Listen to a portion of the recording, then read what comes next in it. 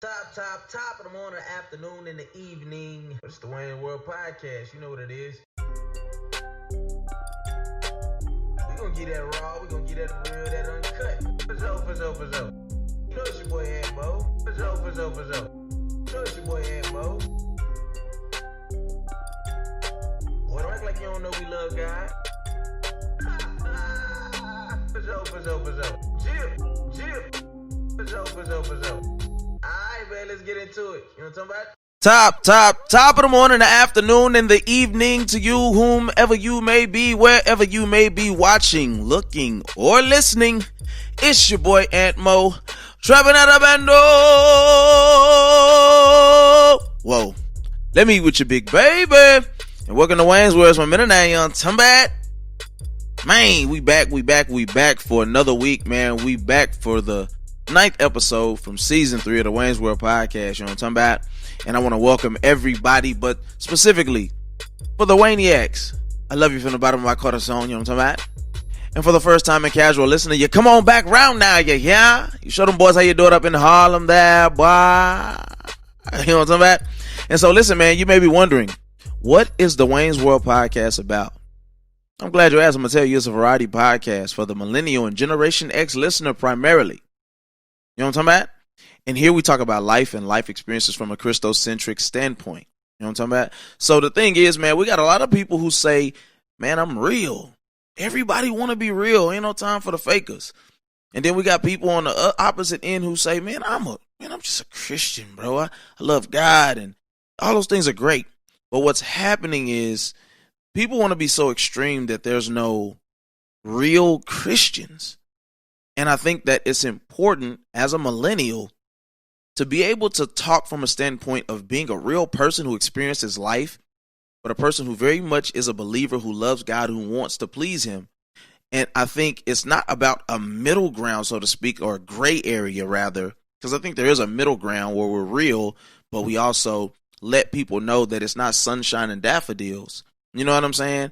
And so that's what this podcast is about, man. We want there to be a safe haven for people who believe to come and talk about real life experiences and what they deal with and go through on a regular basis, where they don't feel alienated, where they can talk about what they really live. You know what I'm saying? We're not glorifying anything negative, but we just talking about the real life. But then also, we want to deal with the people who may not believe. This may be a place where you come and you learn what it's about, where we can destigmatize the things that it means to be a believer. And so, yeah, man, that's what the Wayne's World Podcast is about. I'm glad you guys decided to stop in, come on back around again, you know what I'm talking about? And so for those first time or casual listeners, you may be wondering, what is the podcast about today? Man, my cutoff game is strong, you know what I'm talking about? My cutoff game is strong, shorty, you know what I'm talking about? And so, man, we're going to delve into some of the things that, you know what I'm saying, we deal with or I've dealt with in my life that have made me be very standoffish, very Heisman Trophy posed to people.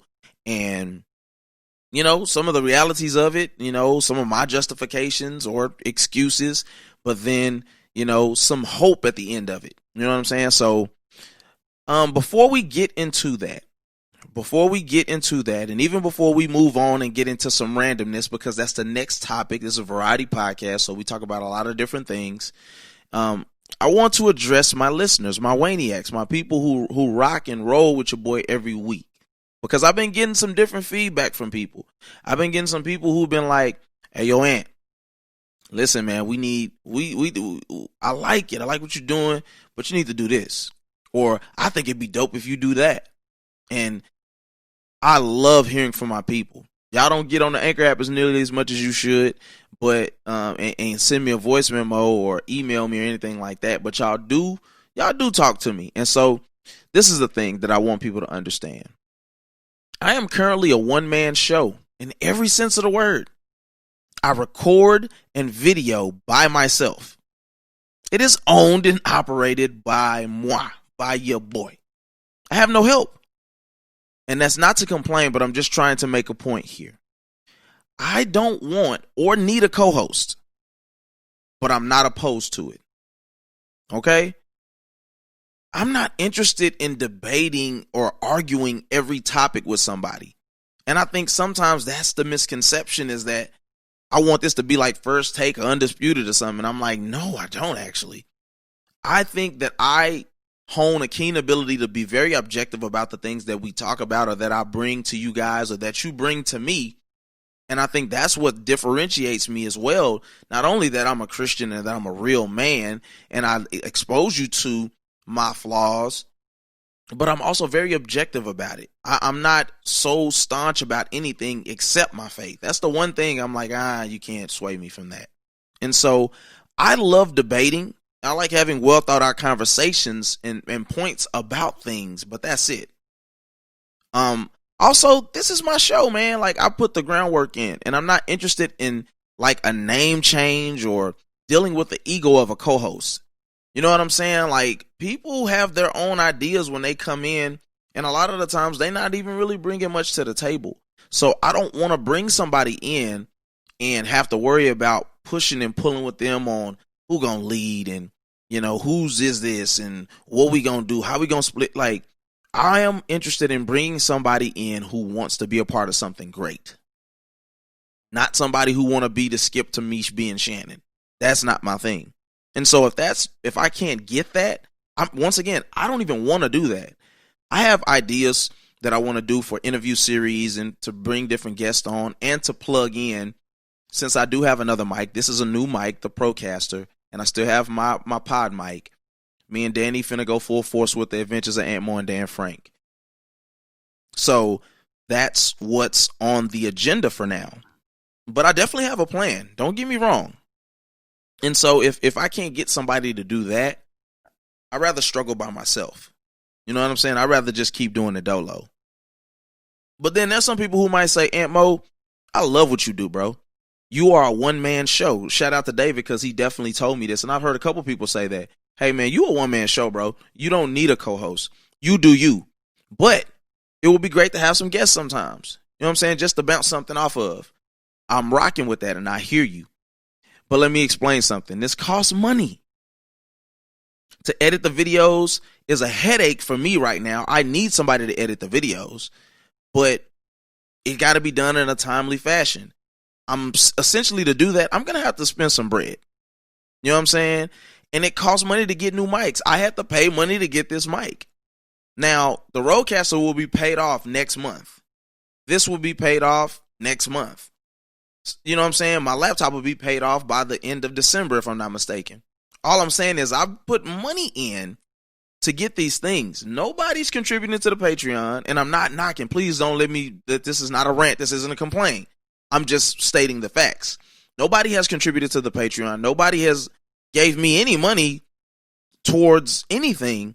So all I'm saying is you guys have to be patient with me, because I know y'all listening, y'all rocking. I love it. I thank you for it. If you've rated anything, subscribed, you can listen consistently, share it on your social media, anything, it's greatly appreciated. And so I'm not even trying to take too much time. I hope this doesn't pull anybody who's listening for the first time away. I'm just saying, listen, yo, it costs money to do things. I love y'all at the end of the day. And but I just want it to be addressed on one solid platform so that you guys know where I stand on all of that. So the last thing, right before we get into randomness, go to waynesworldstore.com. If you go to waynesworldstore.com, there you can sign up for the email list. You can get the YouTube link. You can get the RSS feed for the podcast, and there's a blog that I do on there, as well as different t-shirts that I design that are on there. Everything is there at waynesworldstore.com. So the only thing that I have on there is if you did want to contribute something there, but you can still do that everywhere else. So love you guys. I just want to get that out of the way. Sorry to have drug it on, but let's go ahead and get into some randomness. You know what I'm talking about? Oh, you random, huh? Random. Yes, sirski. Let's get into some randomness. You know what I'm talking about? And so, man, there's a lot to cover, and I don't want to waste too much time. So, just to let you guys know, we're getting into some 6ix9ine talk. We're getting into some Cardi B talk and some Kanye talk. You know what I'm saying? Like, these are things that have been brought to my attention, things that I've been peeping, and it's very interesting, man, because I didn't want to get into much pop culture, so to speak, because I didn't want it to be like the gossip girl shade room type of thing, but it's not, and I get to control that part of it. And so, man, let's just hop into it, man. 6ix9ine did an interview, and we talked about last time how he wanted to get to do some stuff with Joe, and he wanted to do some stuff with Gilly, and all of these big major figureheads denied him that. You know what I'm saying? And I didn't blame them, but I do think sometimes it can be a little sidetracked. It can be a little, pot calling the kettle black, or us trying to dictate, the things that how we are at times. Like like I said, we can sometimes use our platform to show how strong we are in a good way and in a bad way. And I think it's down the middle on this one, because there are people who stand by certain laurels and respect and morals and all of that, but I think even their perspective can be somewhat jaded because they feel some type of way about 6ix9ine and how he moved.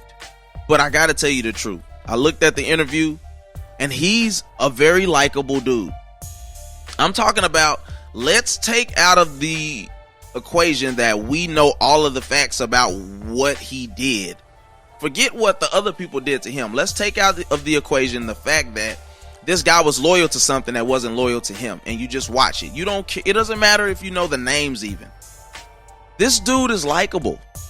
Whether you want to admit it or like it or not, he's likable. He makes real points, valid points. He's charismatic.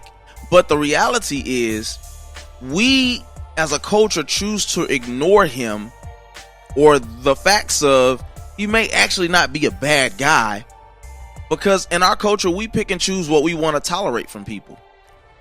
If the kid is annoying but he's 6'6" and he can shoot really well, we'll deal with him, right? If she's annoying and she's a bugaboo and she get into fights all the time but she got a bad body, we'll deal with it. And that's my only issue with us giving blowback to 6ix9ine about the man he is and the decisions that he's made.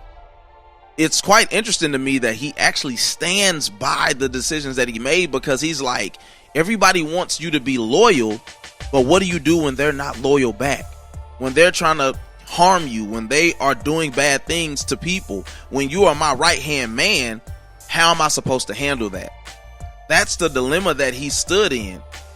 And I think what he doesn't realize is that in some part of the game, somebody is always disloyal to somebody, because that's the game at some point or another. But he doesn't know how to filter through that.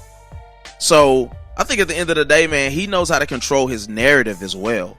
Even the fact of him being able to pick the shade room and him doing the interview with a female, he pretty much dictated his way through a lot of that through that interview, which is not to be looked down upon, because at the end of the day, like, you want to be able to control your narrative.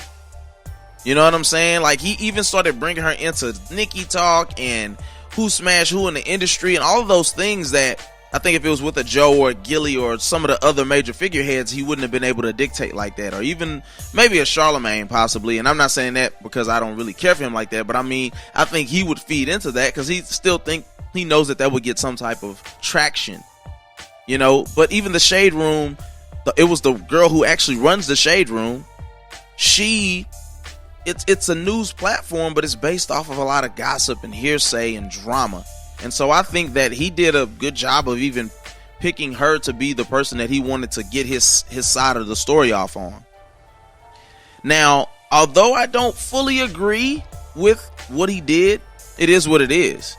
He has to understand this, though, that the issue is that you came into the game being very disrespectful, trolling, and, you know, carrying a bravado that you only got on the back of getting your cosign from the 9 Trey Bloods. Well, they bad actors and characters? Sure, he knows that. But the reality is, you were never really cut from that cloth. And people know that. People know that if you were really cut from that cloth, you probably would have just tried to make it on your own before ever going to the authorities. The G code enables you to not ever have dealings with somebody that would include implicating somebody or snitching or telling on somebody. And that's just the reality, the facts of it, my guy. And even if you feel justified in it, the culture is not going to accept you doing that. And so you have to live with that. You know, I wish the young man well, as I've said before, and I hope that he can find a way to transition into something else. But you know, if you look at it, I think race also plays, or color also plays a factor, because he's not a black man. He's a Mexican. Even if he appealed to pop culture, he's not a black man, and I think that makes it easier for pop culture to push him to the side. But it's still a double standard, because Cardi B is not black.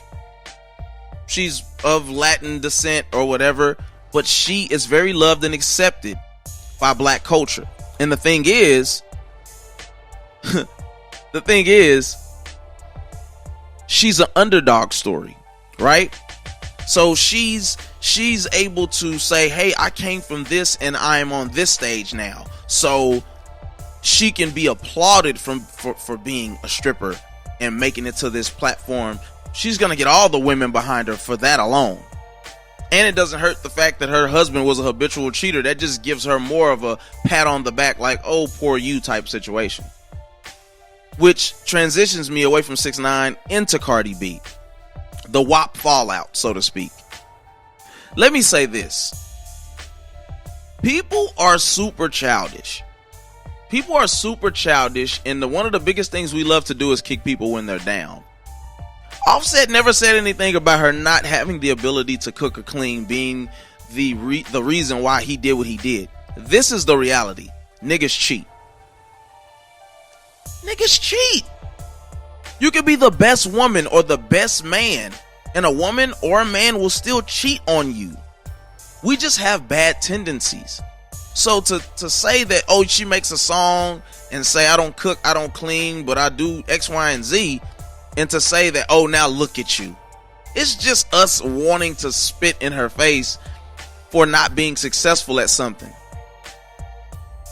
I'm telling you, a lot of what we do, a lot of the backlash and the hate that we display, as I said something about Lecrae Moore last week, is rooted in a place of jealousy.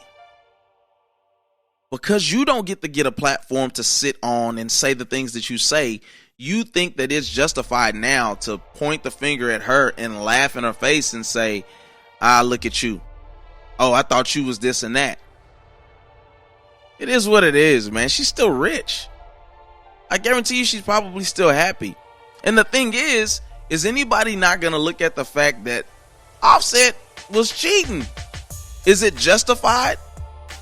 I don't know. Some of those things that we do in culture are just kind of weird. She files for divorce. It's irreconcilable differences or whatever.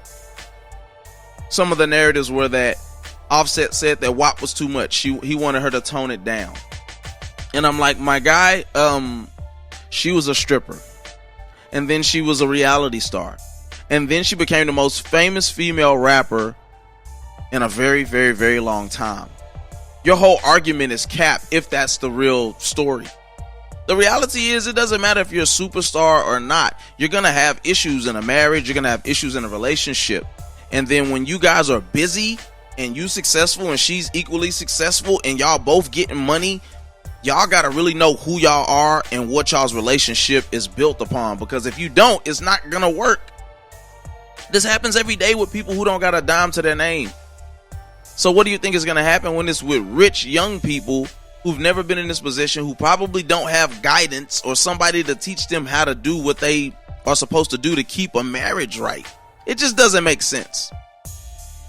And so I just want, for some of my black women, I want y'all to stop feeling the need to crap on people because of their shortcomings or their downfalls. Like, I seen a young lady on Facebook. I don't think I really know her like that, but I seen her on Facebook saying, well, we know she's mediocre. and she strongly resembles Foot Toe or whatever. I don't know if it's a person or what. I don't know. I didn't get it. But my thing was, it just sounded like a bunch of hate. Like, don't speak about things from a hurt place and feel justified because it's really deep down something that you're warring within yourself. And if you are, be honest about it. Be honest about where you're at and how you feel and why you feel the way you feel. Because then we can get somewhere. But if you're just going to sit and hate on somebody or talk down on somebody about how they not talented, and from the way it looks, you don't appear to have any talents that even match what she's doing, then it's just a bad look for you. You know what I'm saying? Because let's not get it mistaken. Cardi B is talented. She's a hard worker. She's funny, and she has a lot of personality. I personally like Cardi B, and I like her music. I don't care if you're saying she's not writing it. It's the same thing that you do with Drake when you say, well, he got people that helped write or that wrote his stuff for him. And it's like, but you couldn't have delivered it better than he delivered it.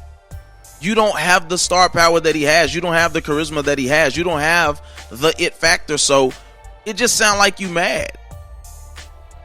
Oh, you a better rapper, but you don't sell. Like, you can't be salty about it. You just have to keep doing what you're doing and appeal to the audience that you have, and hopefully you'll get to a stage that you can handle one day. But to just hate on somebody or say these allegations or talk down on somebody just because you're not in the position that they're in is big time corny. But that's the culture that we live in, because we can sit behind keyboards and say whatever we want to say about people.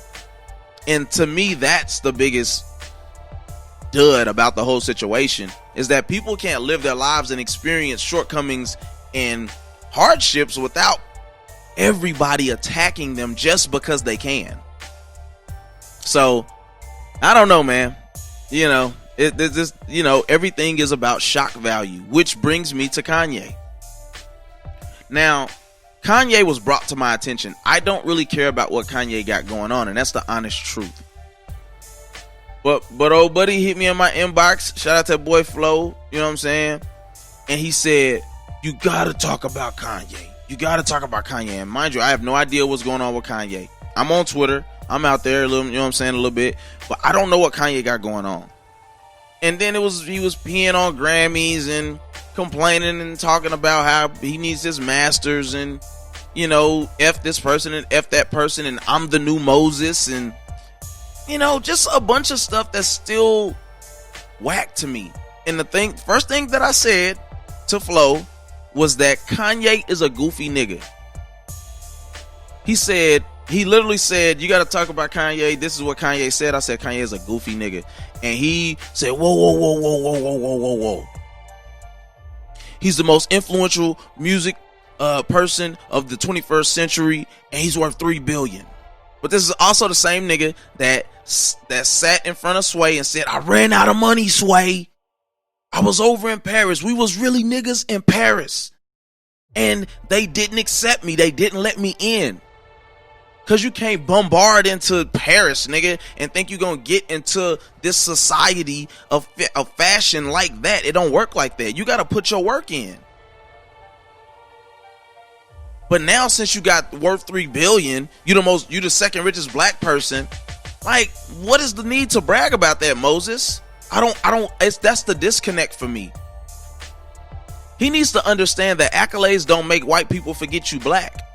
And when you start bumping your gums and talking your talk, that's cool, but don't expect for niggas to ride the wave like that, because that's not the case. You know what I'm saying? Black people are not afforded the opportunity to make the mistakes that Kanye has made or to say the things that he says and get away unscathed. The problem is that when the boy cries wolf and no wolf appears so many times, no one believes you no more. They don't even care, even if your cause is noble. Kanye, you have to understand that just because you are on some we all deserve a shot, it's still rooted in you getting your masters. It's still rooted in you putting out new music. It's still rooted in what about me. And that's the only thing that I disagree with when I watched Joe Budden and Maul was saying it's not about him. Yes, it is about him. He's just understanding that it's better for the together. It's better if it's about we, even if at the root of it, me gets something out of it. It's still Kanye. The antics haven't changed. Peeing on a Grammy is goofy. It's something for attention. It's a build-up. Let me go say I'm gonna run for president, even if I'm not really running for president, even if I know I don't have a shot of winning, because it's more attention on me. It's more album sales. It's more eyeballs. Great marketing, but bad business, in my opinion. And so I think that there's some things that we're missing about why Kanye may have Kanye definitely has a valid point. He has a great argument, but there's some realities that he's not understanding. Let's look at sports for a second. Sports are played in real time. You can't charge in perpetuity for sports. It's very much year to year. That's why they created caps. That's why ticket sales and, concessions and all of those things matter. That's why players have all of the leverage in sports, because it's done in real time. Money is affected in real time. If I hold out and I'm the number one quarterback for the NFL, then that means the people who are going to pay money to see me is going to dramatically reduce game by game, because I am an attraction I'm going to do something now that, it'll be recorded, but it's not going to have the same effect. So unless I run for 300 yards in a game, something that's never been done, or some crazy thing, the Super Bowl, the best Super Bowl where we both scored 70 points or something like that, or we didn't score at all, but it was a great defensive battle. It's only a one-time thing, but the eyeballs that you're going to get at that time are unmatched. It's not the same. It's not the same argument for music. Music is made and then played in perpetuity forever. Listen, I've listened to one song an entire shift at my job several times, or one album over and over and over and over and over, because I love music, number one, but then number two, it's something that you get paid per streams, you get paid per clicks. You can reach so many people and it can go over and over and over again. So a company doesn't benefit from doing fair deals when they have to take care of their family for generations. Why would I care about what you have going on or what you desire when I can just pocket the money and listen to you complain? It's not the same argument. If you don't, and the fact that you keep signing these deals, you are supposed to leverage who you are to go do your own things. At some point, good music might need to stand on its own. If you can't do that, then stop complaining about it. So, and if this is a white-black thing, right? Let me say this. Stop expecting for white people to do fair business. Since they hopped off the boat, it was grind time, kinfolk. That's a fact.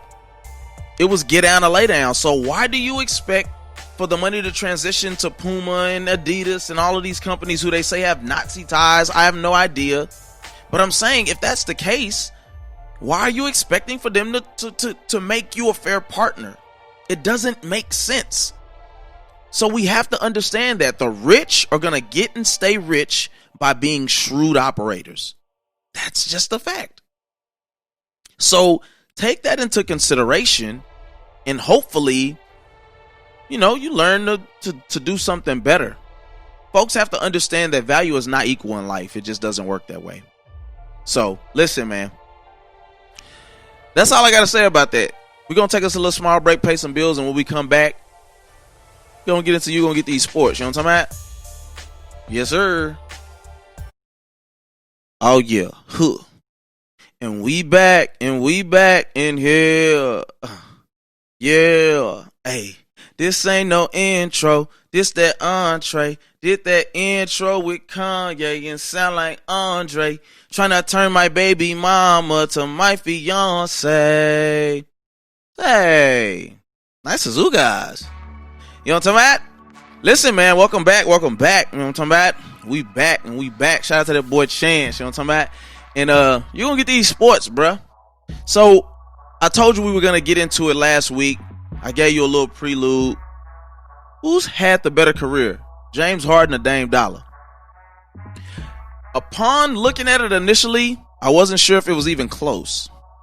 But as I look at it, I think we got some very fair points. We getting into this, and then we also get into Cowboys. We talking a lot of Cowboys on the back end.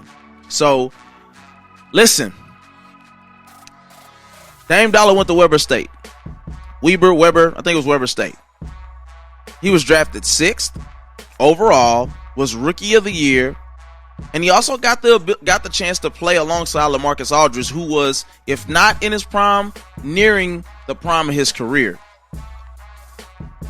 While on the other hand, James Harden was at Arizona State, drafted 3rd, 6th Man of the Year in 2012, and then eventually MVP in 2018. Dame has been to the Western Conference Finals as the head guy. That's not to be scoffed at, especially considering that he plays in Portland. Now, McCullough does his thing, but he ain't the guy. You know what I'm saying? He's a great player, but he ain't the guy. So to lead any team to the Western Conference Finals is a big deal. But James also been to a Western Conference Finals. Listen, he's an MVP. When he went to the finals, he was a phenomenal 6th man. So that's also nothing to scoff at, considering the star power that they had on that team.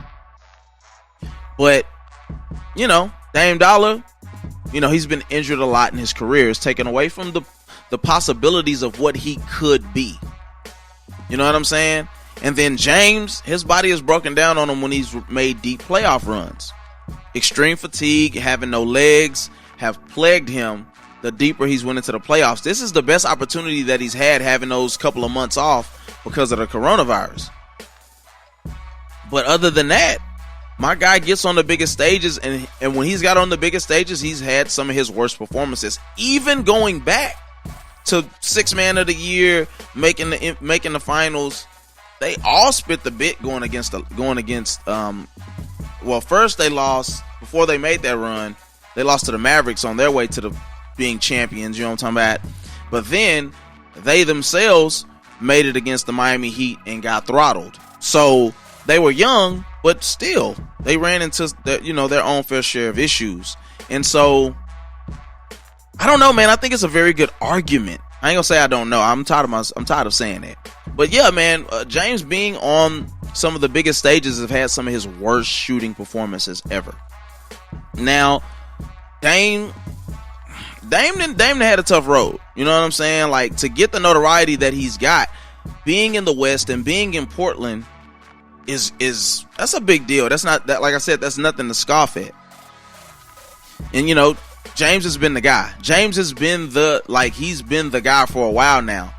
And so for him to win an MVP is impeccable, especially considering that he declared to us, 2 or 3 years after being in Houston, that he was the best player in the NBA, and we laughed at him.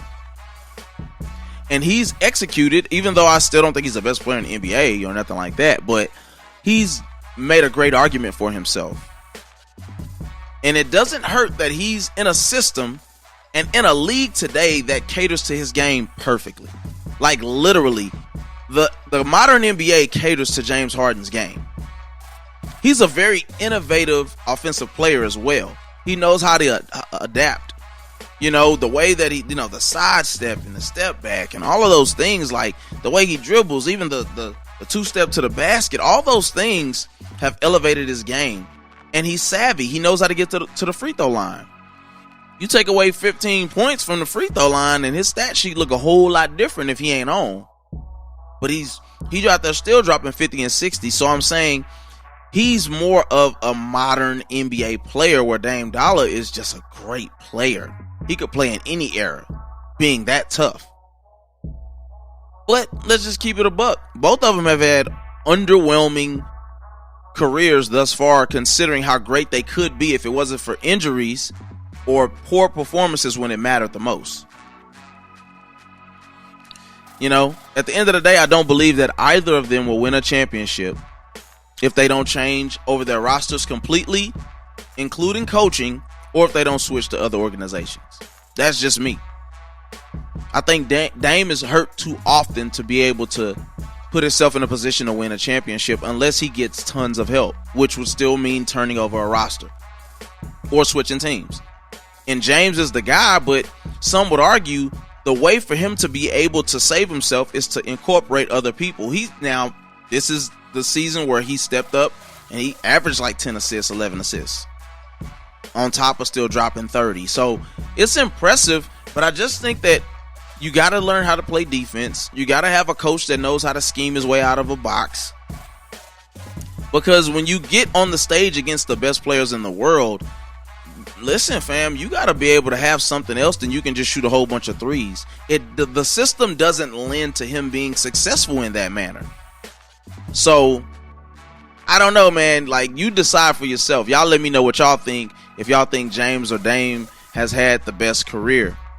My pick, and I'm not going to lie, I was going to have a pick other than what I'm going to say. But I actually think James Harden's probably had the better career. Only because he went from being a guy to the guy. Even though he was drafted high, he went from being a guy to the guy. And to still lead your team to the Western Conference Finals, to lead the NBA in scoring multiple times, to win an MVP, to back up the words that you said, to be one of the most unguardable players in NBA history is a big deal, including still when you were a guy going to the NBA Finals. That's pretty good. So I'm not going to hate on James, even though he's not my favorite player or cup of tea. I still like what he's done thus far. He could get better defensively. He's shown you that he could pass the ball when it mattered most. He's learned how to not be so selfish.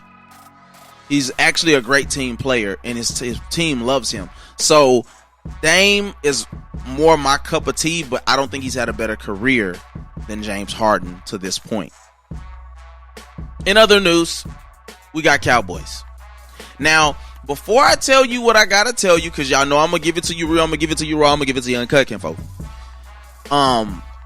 Let me say this. I know that they won on Sunday, but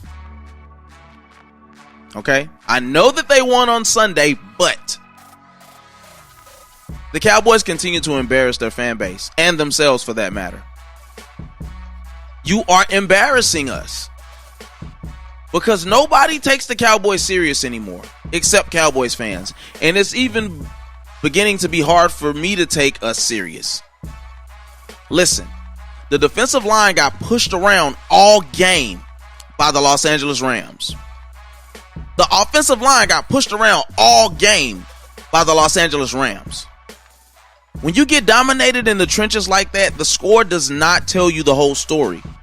This was another argument that I was making with Flo, where you got to understand, not even an argument, but yeah, I'm not saying an argument. This is another argument that I was making.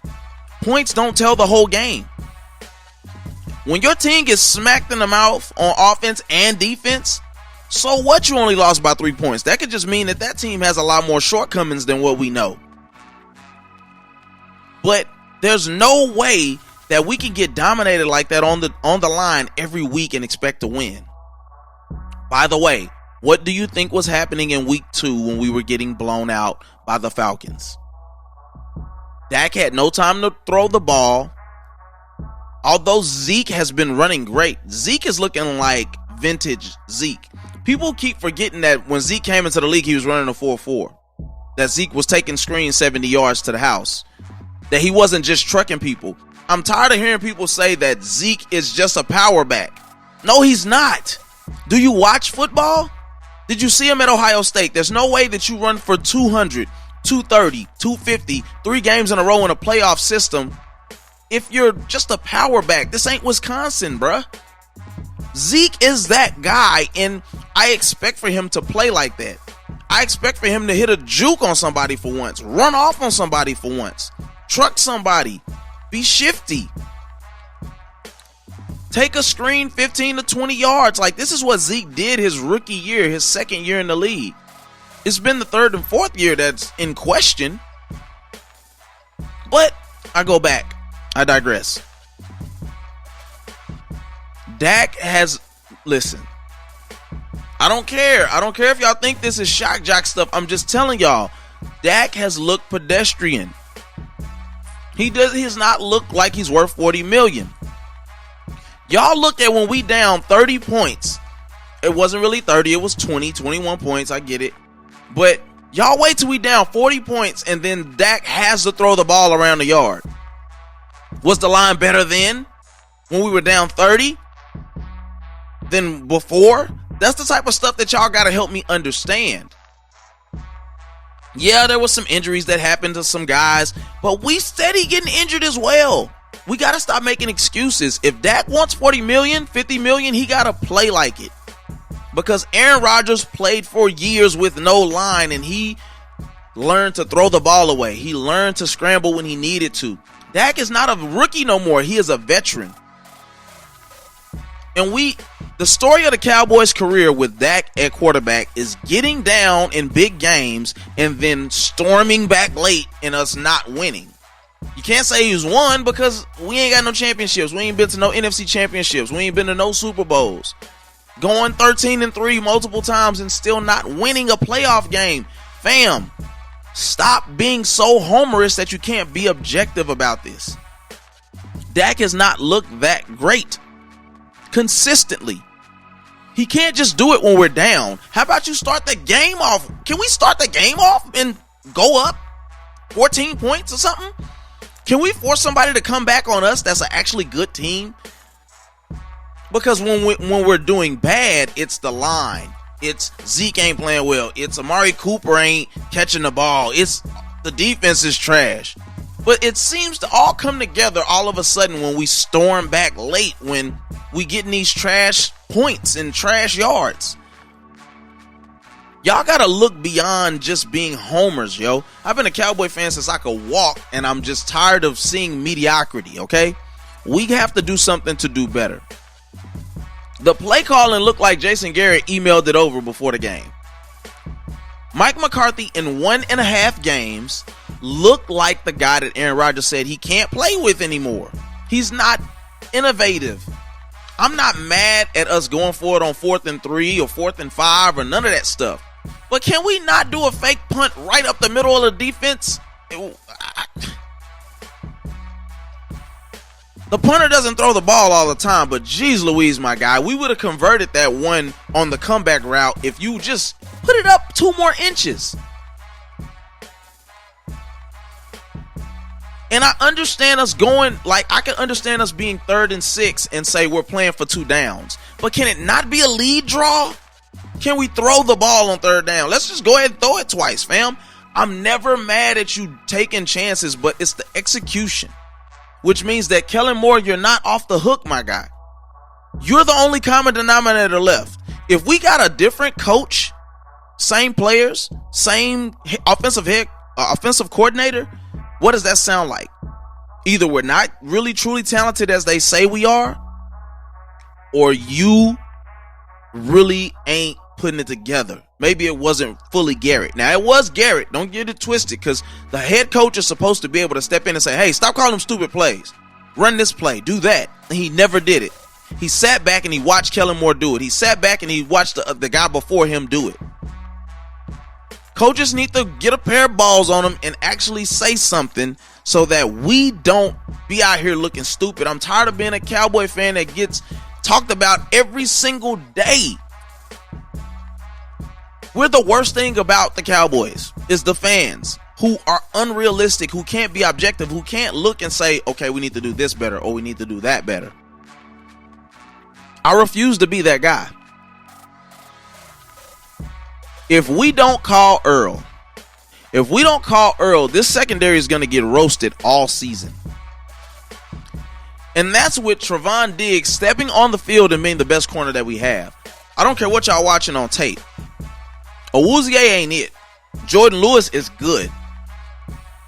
Yeah, he's going to get beat. You know why? Because corners get beat.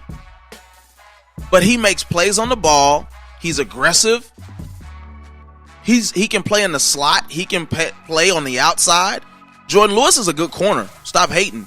Anthony Brown has been trash since his second year in the league.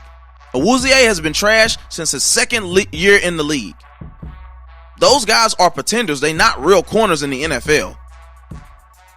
So the least that you can do is have Jordan Lewis on one side, Trevon Diggs on the other side, and then have Darren Thompson, and Antoine Woods switch out at strong safety and have Earl Thomas play free and do what he want to do. And I guarantee you that alone will make this defense better. But the funny thing is that you listen to Jerry Jones and it's not a state of the emergency. It's just not important to him. He doesn't think anything's wrong. Since when are we above going and getting a player to make us better, even if he got a little spotty pass? You balked at the chance of getting Randy Moss, and that haunted you your whole career. So now you're going to tell me that you're not going to get Earl? Come on, bruh. Come on, bruh. Come on, bruh. Help me help you.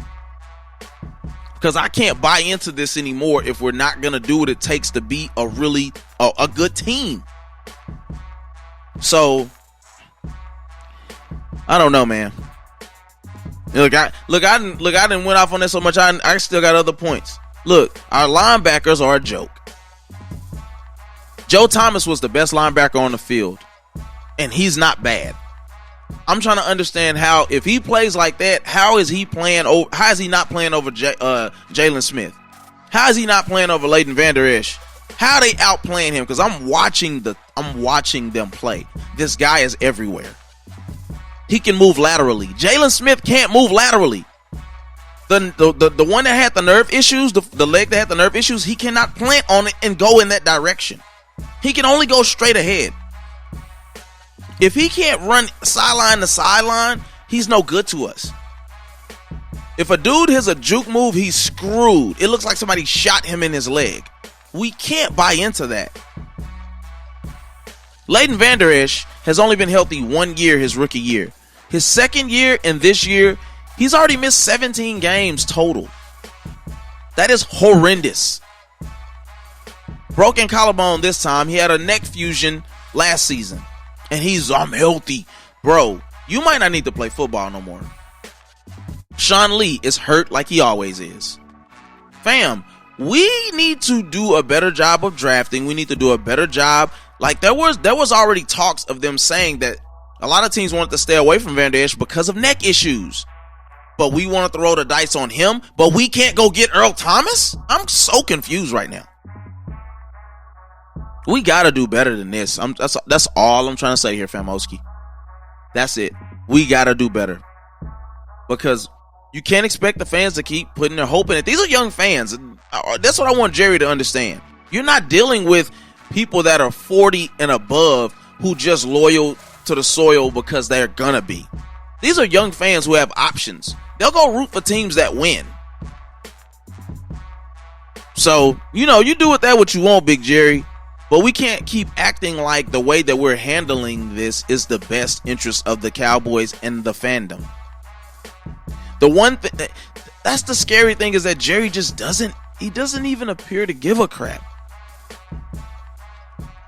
But it shows me that preseason is more important than what we acknowledged or what we thought. Some of these guys just need to work out some of the kinks, man. Some of these young guys needed a chance to go play ahead of time.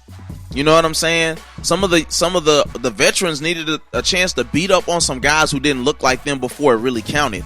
Because you can beat up on guys that are on your team, but if those guys suck, so what? It doesn't mean much. So, Cowboys, man, do better. Do much better. You know what I'm saying? And then maybe we'll have something positive to talk about instead of me dealing with these homers all day who don't want to be real. So, we moving on.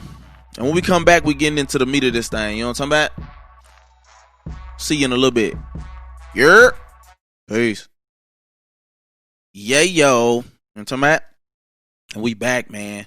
And we about to get into the meat of this thing, you know what I'm talking about? And for those of you who may not know what the meat of this podcast is, basically, man, it's what the whole podcast was about, the main topic of the podcast.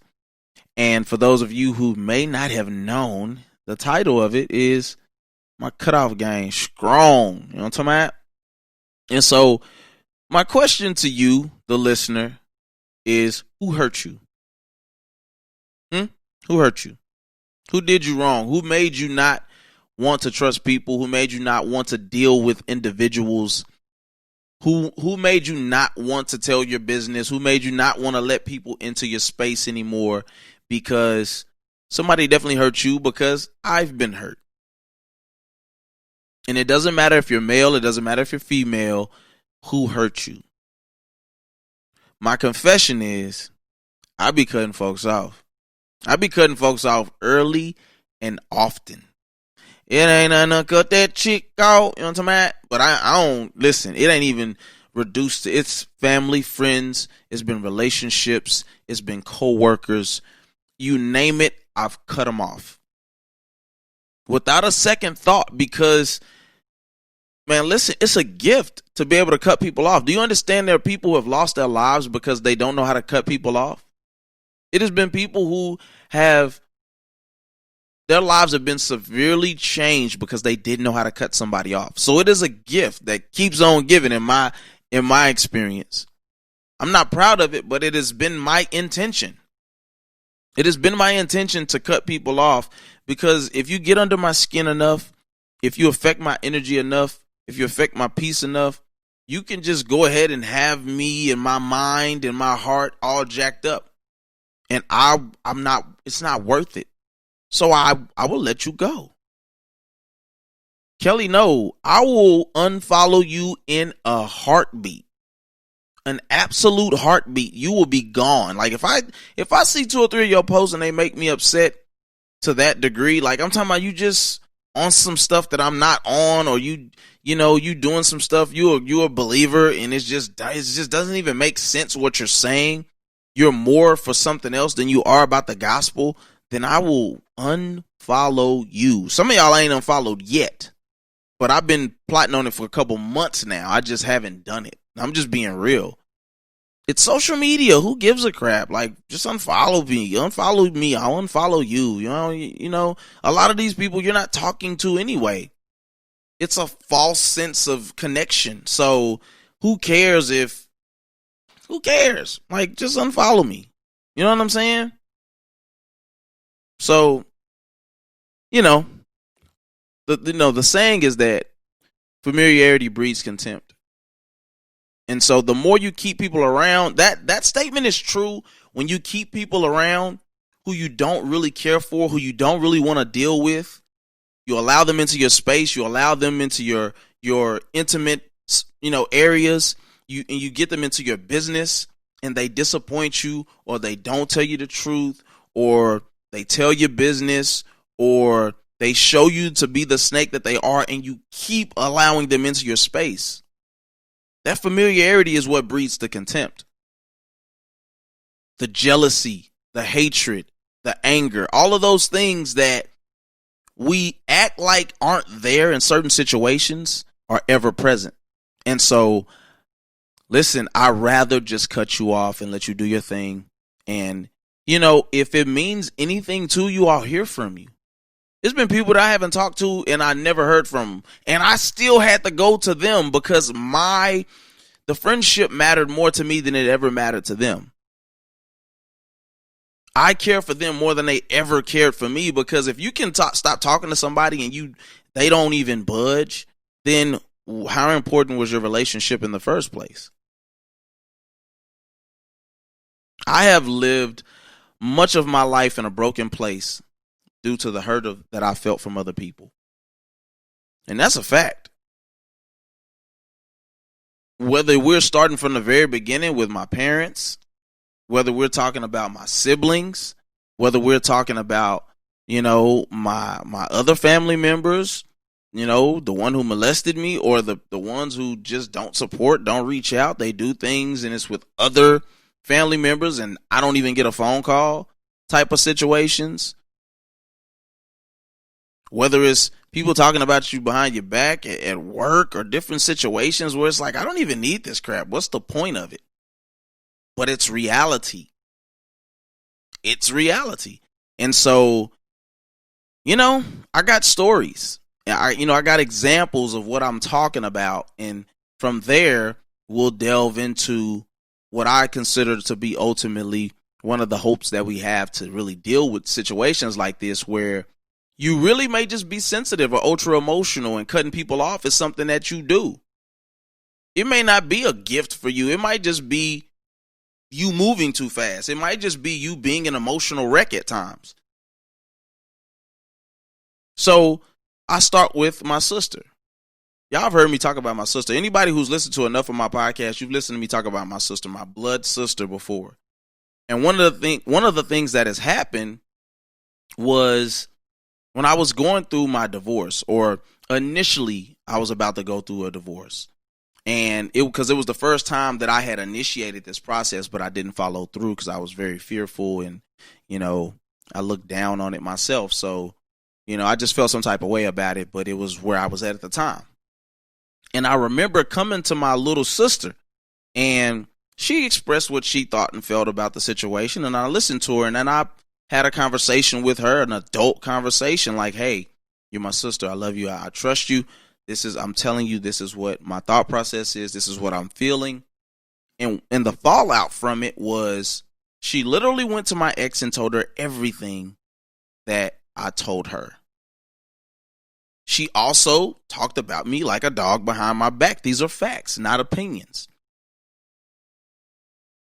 Said that I was believe that my ex at the time, we're adults, we've lived. I'm actually going to have her on one of the podcasts so we could talk about the process of how we got to where we are now through everything that we've dealt with, from high school to college to being young adults to now. Because I think it would be interesting and something very necessary for people who have lived similar circumstances, or, whatever.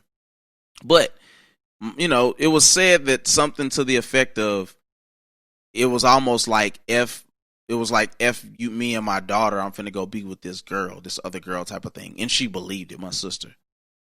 And so, man, when I tell you that was back in like 11, 12, something like that, and our relationship has been strained ever since. And I was close to my sister. You know what I'm saying? Like, me and my brother were hit and miss just because, it's brothers, and, I think my brother was dealing with some things and some inadequacies and some hurts and some things from my grandmother passing away in his life. I get it. You know what I'm saying? But I had nothing but love, or have nothing but love for my brother. We're better now. You know what I'm saying? But my sister, we still remained in a good relationship. And, it was just hard for me to fathom how a person can do a complete 180. In my mind, I'm like, I grew up with you. You know what I'm saying? Like, I've looked out for you. You're my sister. Like, I love you. I want the best for you.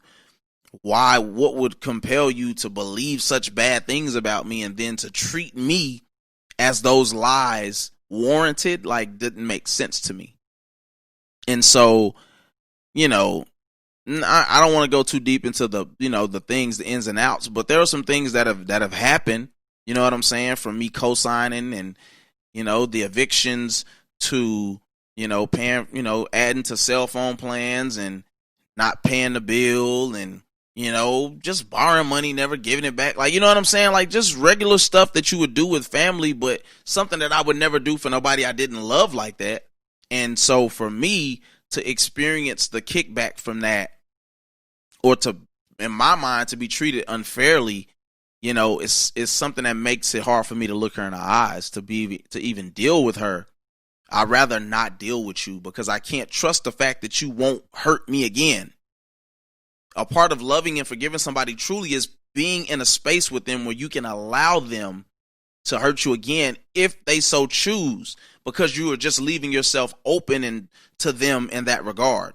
Not fully. You don't fully allow them to just run over you, but you say, okay, you're in my space. I'm allowing you to be in my space. And I couldn't do it. I could not do it. I still struggle with it. And so that's an example. How about my mentor when I first got into the fitness game? I didn't know anything. I just knew I had like 2 years of training my own body to look a certain way. And I wanted to help people feel the way that I felt when I got results. And, you know, it was cool at first when I appeared to be just the underling. You know what I'm saying? When I just appeared to be the guy who was just at your every beck and call. Oh, sure, I'll do this. I'll put the weights up for you. I'll do that. You need me to do that? Oh, yeah, I'll run and get that for you. Oh, no problem. Here's my little old money every month. But when I started grinding and I started getting them clients in, and I'm sure he was making more money than me. I'm sure he was making more money than me because I'm pretty sure he was charging more money than me. There was a jealousy that began to form in him that I get word from somebody who doesn't know either one of us. He's talking about me and he doesn't even know he's talking about me. My boy Kelly's fitness, I don't know what the dynamics of the relationship was. It was his coach, okay, his bodybuilding coach at the time. Opened the gym, right? And it was in the same general area. It was a mile or so apart, but same general area. My mentor came to check out the gym. He was like, yo, let me see what you got going on. That's dope, man, this and that. And at first he was talking really well about me. Oh, man, I got this young guy, blah, blah, blah, blah. And it turned into like almost like a bitter, hateful, oh, he thinks he's this and that, when I've never presented I had nothing but respect for this guy. Now, he may listen to this one day. You can call me, we can clear it up. But at the end of the day, like, I just knew that something was off. He started wanting to try to charge me for everything. Like, oh, you want to go to the next level? Well, I'm going to open this suite up. I'm going to raise your rent. When he told me my rent would never go up. Oh, well, you know, you can start paying the light bill and all this other stuff. I'm like, fam, that ain't got nothing to do with me. I just train my clients here. This is your building. I didn't ask to put my name on the wall or on the window.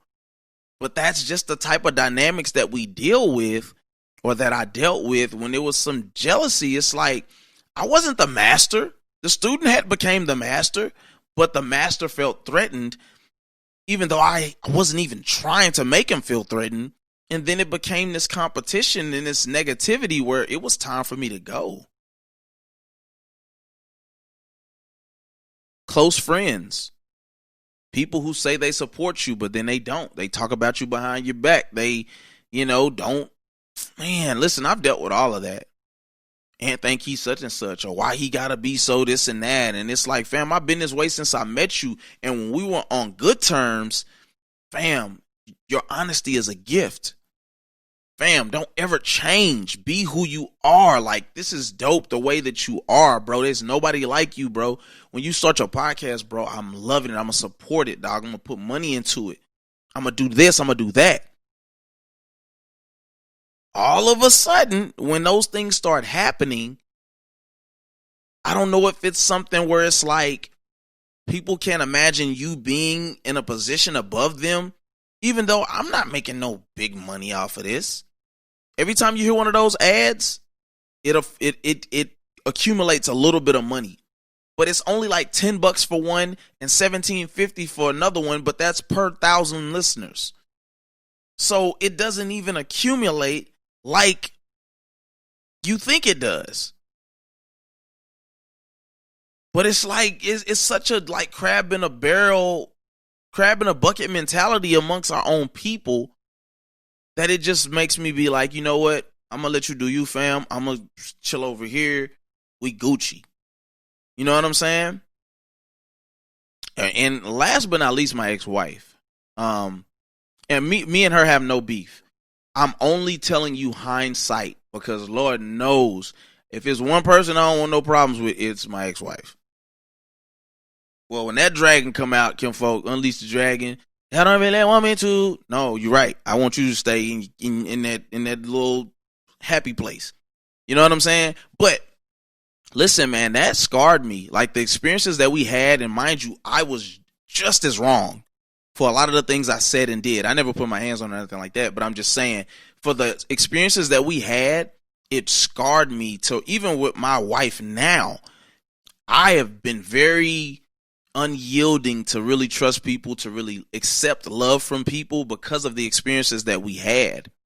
there are stories upon stories that I could tell you that maybe in her perspective, she probably didn't even see it the way that I experienced it.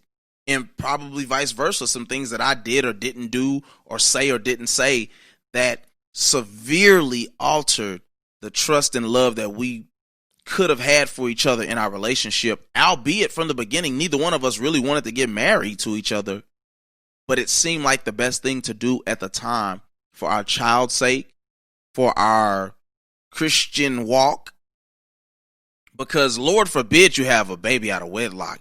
Hell's going to open up and you're going to fall in it right then and there. This is where we get to some real talk, because in the church, these people are having sex. These people are giving up the guts on a regular, but nobody's talking about it. And then babies are being had, and then everybody wants to act like the way to fix the situation is to get married. So now you're going to have two people come together who don't want to be together, or who are not mature enough to understand that marriage is not making a pledge to each other. It's making a pledge to God on behalf of this other person. And vows are only broken in death, in blood being shed. It's a covenant with God. Things that I had no idea about before I got married. Things that I was too immature to do alone, that have pretty much set the foundation for the other mistakes that I've made personally in my life for 7 years. So we have to be very careful who we bind ourselves to, because we could end up with something on our backs that destroys the person that we could be, the relationships that we could have in the future. We got to be careful. You got to be very careful when you're picking a spouse, when you're choosing friends, when we're making certain decisions about our lives. Understand that there's a fallout to every decision. For every reaction, there's an equal and whatever reaction. So that's all I'm trying to expose to you, is that the decisions that you make are very important. They matter. You have to be aware of them. The people that you allow into your lives, it's not bad to cut people off. Some people need to be cut off because they need to see what it's like without you. Some people are only experiencing the blessings that they have because you're in their lives. But if they have nothing to contribute, if they're not really there because they love you and they care for you and they want to be a part of your life, they don't need to be there. So you have to understand that and move in just. So yeah, man, that's where we're at. That's where we're at. And so with that being said, I want to get into the question of the day. What's the biggest lesson you've learned from 2020 thus far? In this 2020, what have you learned? What can you take from 2020 that you could apply into 2021, which we can't assume is going to be any better than 2020? Let me say that. If there's one thing that I have taken from 2020, it is that God wants to bless you when it appears that you're being cursed. God is wanting to open up the floodgates and do something for his people when it appears that all hell is broken loose. When it appears that Rome has fallen, God is still looking for the apple of his eyes. The apples of his eye. There are so many people that have flourished and thrived in this season of life because they just simply won't take their eyes off of Jesus.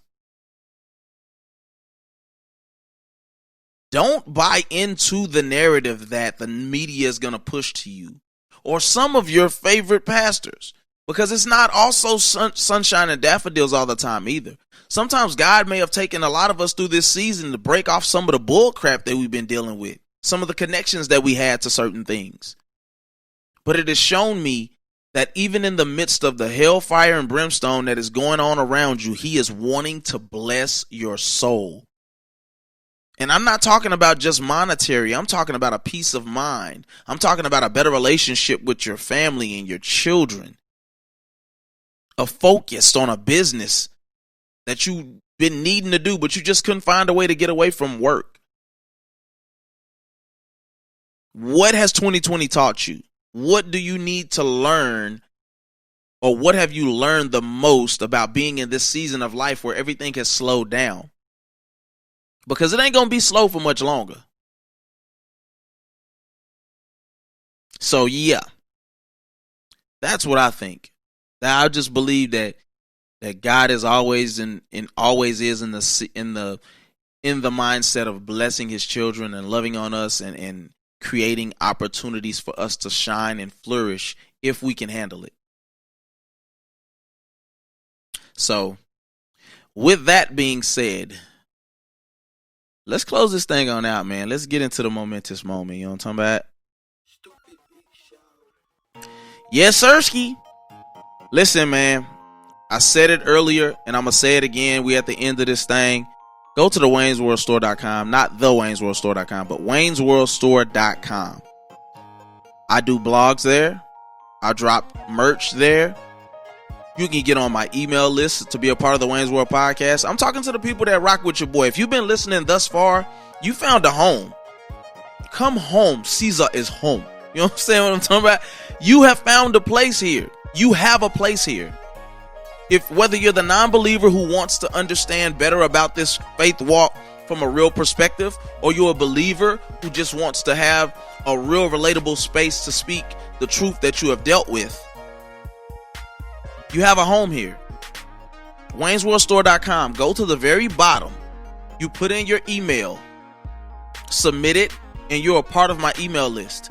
I'll let you know when episodes are dropping, when new blogs are out, when new merch drops, when new episodes are here. I will let you know that. I just want to build a community. So that's what it's about for me. Listen, I kind of jumped the gun, but my momentous moment for today is some things that I've already said, but I have to keep reiterating them because they tie in so perfectly to this episode. Keep working. Always be working, fam. Whether that's literally putting your hands to the plow or creating something for a legacy. Because I can't worry about how many people listening or not listening every single week, because this is the reality. I've not posted as much as I used to. I used to spam the mess out of my social media, and my listens are going up. My downloads are going up. I was blown away, literally blown away by an uptick in about 20 to 30 downloads from this season alone, from season 3. Man, I'm just putting the work in. I'm going to let God worry about the increase, man. So stay working and love yours. That's the second part. Love yours. Don't focus on the people who don't want to support you. Don't focus on the people who don't want to listen. Don't focus on the people who don't want to share. Focus on those who want to contribute and be a part of what you got going on, because those are the people you're going to do something great with. Listen, man, all social media outlets are accessible on wherever you're listening to this podcast. The website is there, WaynesWorldStore.com. I'll say it again. Please go check it out. Go support, buy merch, listen, read the blog. Go check out the YouTube. The RSS feed is there for you to be able to check out whatever podcast that I've did from the past up until now. If you're listening on Apple Podcasts, give your boy a 5-star rating. Leave me a review. It helps boost me up the charts. I cannot express that enough. I appreciate you guys for who has done that, who has shared it on social media, who listens every week, who gives me good feedback. You know, if you've given me 5 stars or whatever it is, I appreciate it. So that's all I got for you, man. And so y'all know what's up. Y'all know what's coming next, man. Y'all rock with your boy all the time. Y'all know what's coming next. Life is hard enough. So don't just live. Live elevated. Until next week, I love you. May the Lord keep you. I'll see you at the conference. Be easy, you dig? Peace.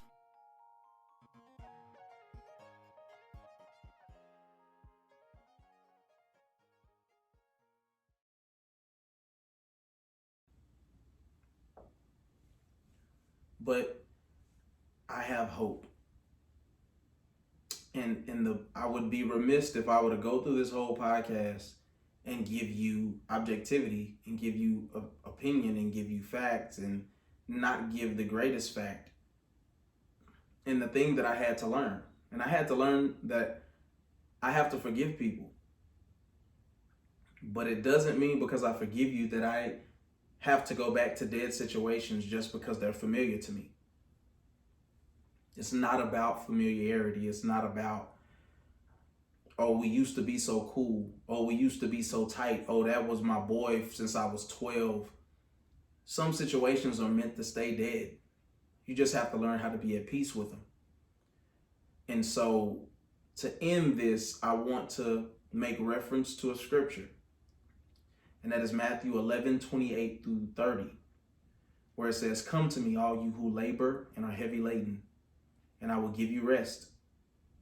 Take my yoke upon you and learn from me, for I am gentle and lowly in heart, and you will find rest for your soul.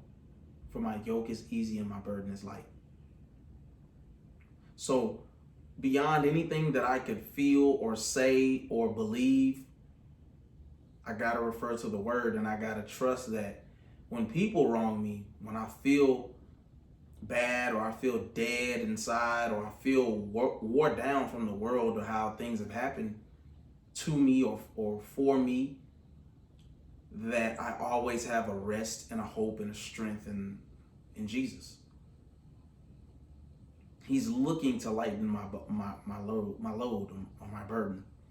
He's looking to take mine and switch it for his. So take rest that he will do just that, because that is the hope that we have.